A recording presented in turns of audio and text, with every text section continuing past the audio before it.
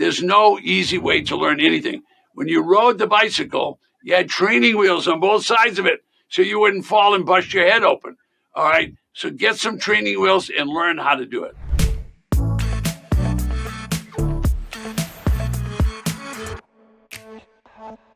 Hello, everyone. My name is Sheldon, and I'm here today with Mr. Ted Thomas, America's foremost authority on tax lien certificates and tax deeds. Today, he will reveal how paying other people's taxes is a really smart investment.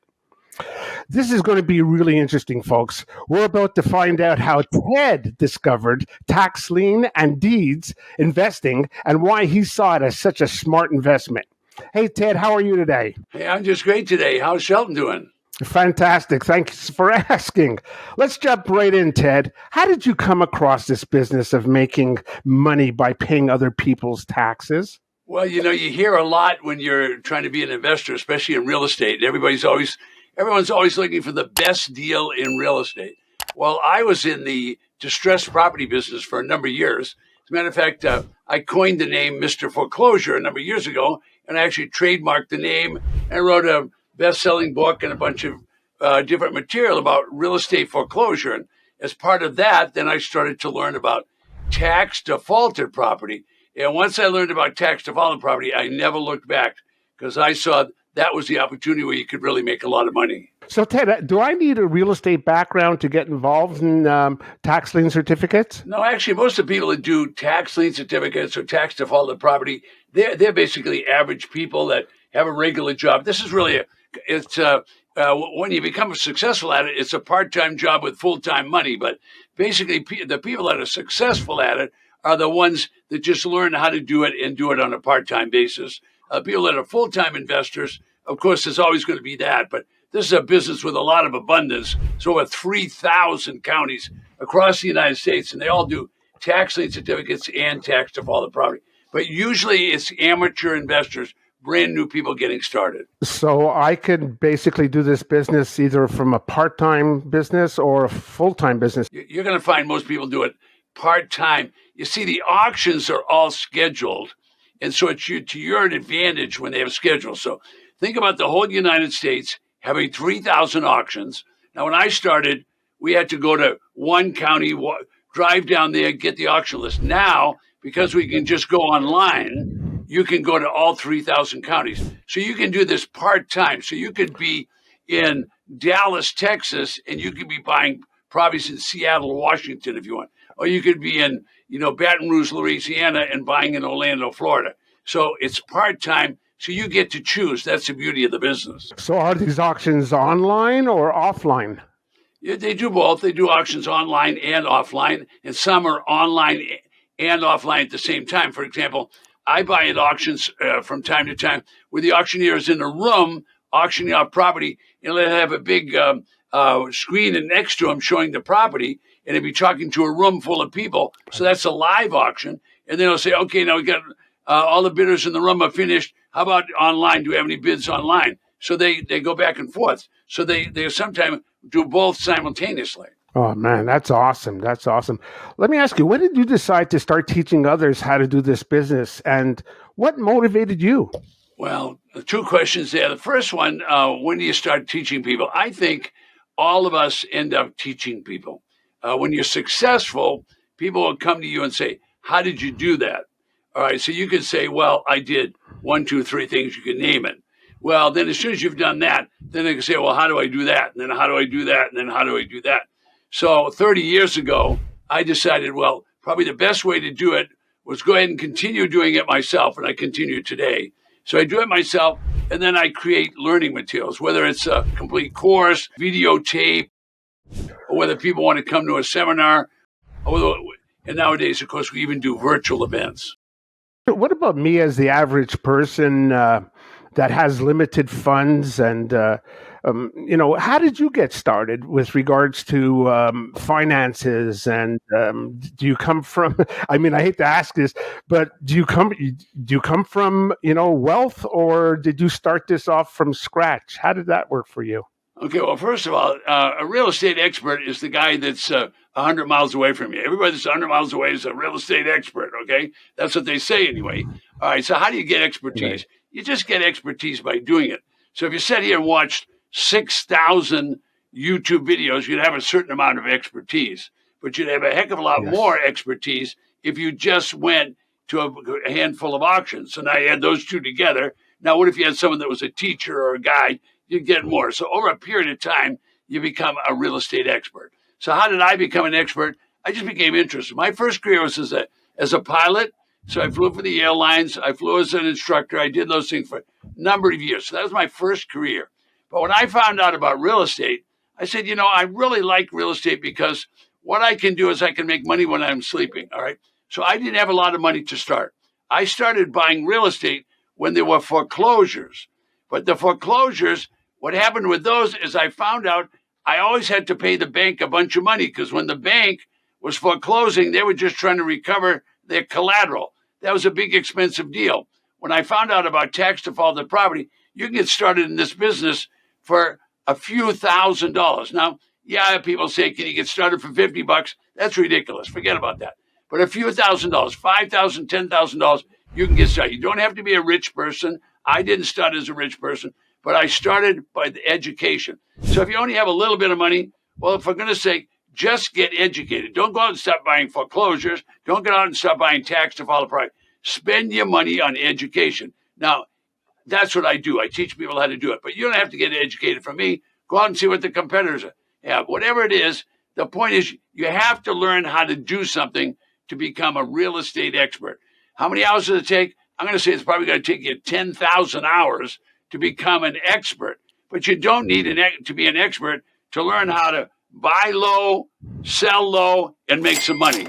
And I can teach you how to do that in months' time. Can you talk a bit more about your virtual events? I understand that you're doing introductory training workshops. Well, when did those happen, and what exactly is involved? Well, every 2 weeks, we conduct a virtual event. Now, virtual event means who's ever watching me right now, whatever you're watching from, whether it's a cell phone or whether you're sitting in your living room or whatever, you could go to a virtual event sitting at your kitchen table.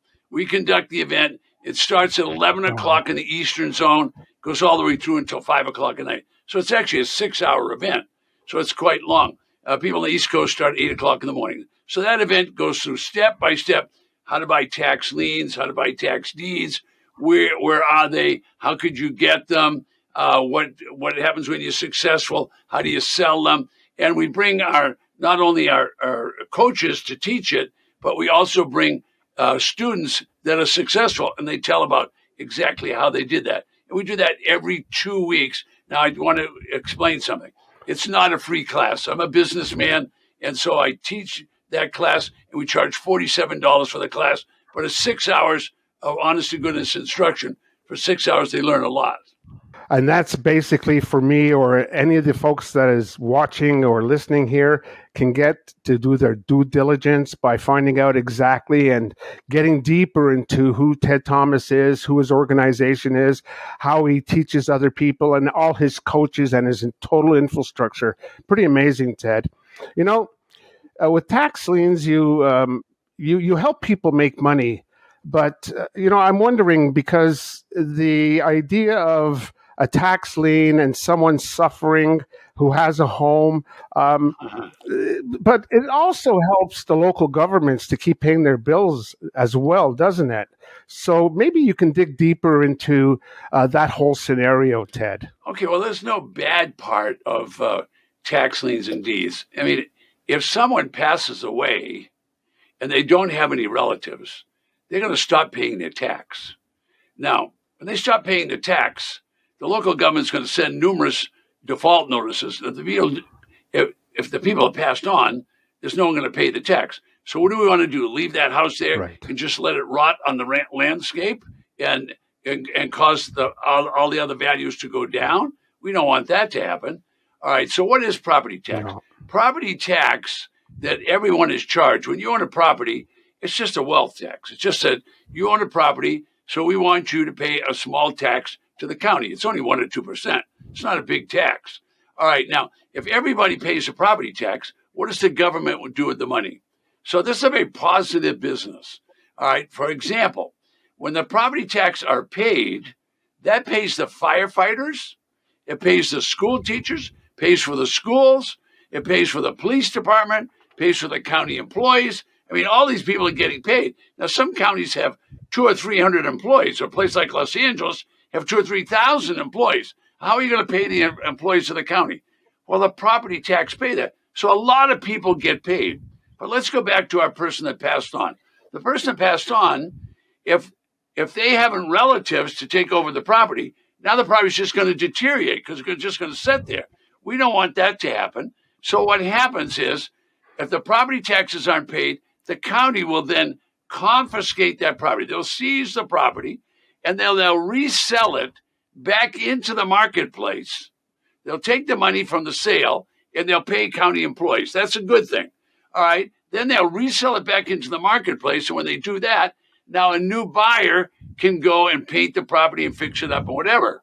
So we just created a business that when these properties come up for sale, and they come up for sale in all 3,000 counties, when they come up for sale, we buy them. That's all we're doing. We're buying property, which now will go back onto the tax roll, and we'll make sure a lot of people get paid. So I don't know how people come up with a negative on all that. I think that's pretty positive. We deal directly with the county. Is that correct? You're only going to do business with the county. You're never going to do business with the individual. You're always going to do business with the county. I heard you can do it as little as 1 to 2 deals a year and make some huge profits. Can you please explain how that all works? Okay, well, what happens with a property tax default is when the property's defaulted, let's say that the property, let's imagine over here that we've got a property that's worth $200,000. All right. When it defaults, they defaulted on the taxes. The taxes are only 1 to 2% of value. So they've defaulted on taxes for, let's say, $2,000 or $5,000. So the auction could actually start at $5,000. Now, I don't know if you're going to get a property at $5,000 because there's going to be other bidders. So the county is going to confiscate the property. All right. So it's got $5,000 in taxes due, but it's worth $200,000. So the county, they're going to sell the property to collect back taxes. They're not going to try to get the $200,000. They're just going to try to collect the taxes because that's all they want. So the auctions are always sold at public auctions. So other people are going to show up. So let's say someone else comes in and said, wow, I want to buy that property. So they're willing to pay 20 or 30 cents. Well, 30 cents on the dollar on 200,000, they're willing to pay $60,000. All right. So if they buy it at 60, the difference between 60 and 200 is a nice margin. Okay. That's called margin between 60 and the 200,000. Well, what if they decide to sell it for 100? Well, you and I would like to buy a 200,000 for 100 all day long. So I'm in the business of buying these properties for 20 and 30 cents on the dollar. If I buy it for 30 cents on the dollar, I paid 60. If I sell it for 100, I just made a $40,000 profit. That's a nice profit. If I do that twice a year, I made $80,000. So it's a business of profit for the people that know how to do it. And it's a beautiful business for everybody else because everybody else would want to buy it. Everybody would buy a property for 50 cents on the dollar. All right. So I can sell for anything I want. So it's a very simple business, just involved in margin. There's nothing complicated about this business. That's incredible. So would you say tax defaulted property investing is better than traditional real estate investing? I don't think it's any better. I mean, there's times when you can buy traditional real estate for 50 cents on the dollar in bad markets. There's times when you can buy traditional real estate and get financing and pay nothing down. So I don't think one's any better than the other. I think that if you have a lot of tools in your toolkit and you know how to buy and you know how to resell, that you're going to be able to make money. I'm just in the business of teaching people how to buy these properties and then market them back and resell them. Okay. So we make a small profit when we do that. For example, if we bought a $200,000 property and we paid $60,000, all right, we have a nice margin when we sell it. But the person that bought it, they also have margin to sell it if they wanted to resell it. Or who do we try to sell to? We're going to try to sell it to all those guys and gals that like to go out and paint and clean property, fixer-upper people. Or we try to sell it to house flippers, people that want to market the property and flip it to someone else, or even those people that you watch all these television commercials about renovation today, and you see this pretty girl comes on, she's like, well, this is a mediocre house we got here, folks. Watch what we're going to do. And pretty quick, this sledgehammer's knocking down the fireplace, and they're cutting new windows in, and they're laying down concrete, and they're opening rooms up and making Wow. big bay windows and doing whatever. Well, there's all kinds of things people want to do with property. It's America. People love to do stuff. Well, I like to buy at bargain prices and resell them. So that's what business I'm in. So you can basically resell them to these people who are fixer-uppers and flip them, and they flip them, and we just basically, or what you're saying here is that we don't have to become the plumber, become the landlord, or any of that stuff, right? Exactly. I say just buy them and resell them. Be a marketer and then resell them. But some people like to fix property up. There's a lot of people that want to do fixer-uppers. I don't decide what everybody else want to do. I decide what I want to do, and I want to buy at bargains. Then I want to market them and sell at a bargain.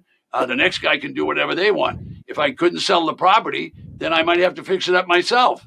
But I'm not going to decide what the rest of the world's going to do. I'm going to decide how can I honorably and ethically buy these properties from the government, and the government's selling the property. They have to sell these properties. Otherwise, we'd have deteriorating property all across the United States. Some of these auctions have 1,000 properties. How would you like to have 1,000 properties in your town all deteriorating because they didn't resell them? It'll be pretty bad because it'll pull everybody else's real estate value down. I just want to remind the folks here that some of the questions, and basically all the questions that I'm asking Ted, is coming from his research team. And Ted's staff monitors your questions, and they always follow up. So go ahead, click on like and subscribe, and ask questions in the comment section. Ted, this is obviously not a business that you can learn just by watching YouTube videos, but you can start checking its potential by just requesting the Ted Thomas calendar of upcoming events. Ted, can you talk a bit about this calendar of yours? Well, actually, when you talk about current events, what we're really talking about is we have an auction calendar. And what happens is across the United States, you're going to have auctions. So there's 3,000 counties. Now, when I started, we had to drive to the county, get a list. All right, so you got a list of all the properties going to sell. Well, how are you going to get for 3,000 counties? You'd have to order 3,000 newspapers because they publish it in the newspaper, or you'd have to go to each one of the counties individually. So what we did is we created an interactive map. It's an electronic map, and all you have to do is move a cursor on a map, and it will take you to that state. When you get to the state, it will tell you how many auctions in that state. And then when you get to the auction, it'll tell you how many properties are available. So people can go right below me and they'll actually see that, and they can subscribe to that if they want. But we are able to do everything electronically today, whereas before people had to drive. So what's happened is we've opened the world of tax liens and deeds, the world meaning the United States. We've opened that world up to anybody that wants to do that, whereas before people just had to buy in their local community because they had no way of finding all this information. Yes, we created directories, but people don't want to take out a directory and start looking up a state, and they don't even know the counties. There's 3,000 plus counties. There's an overwhelming amount of abundance, and people don't know that. So we did it electronically. They go right below me and see that.